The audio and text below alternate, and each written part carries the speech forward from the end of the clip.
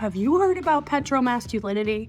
Dudes worrying about their perceived sexuality when they do something that's good for the environment. It's a thing, it's wild, and I want to talk about it. So the term Petro-Masculinity was first coined in 2018 by Kara Daggett, an assistant professor of political science at Virginia Tech. In her paper, she writes, the concept of Petro-Masculinity suggests that fossil fuels mean more than profit. Fossil fuels also contribute to making identities. Petro-masculine identities are especially celebrated in conservative politics. Think of the coal miner, the oil driller. They're revered, not just because they helped build modern industrial society, but because they did it by dominating the land and extracting its powerful juices with their big equipment and their muscles. Drill, baby, drill, you know?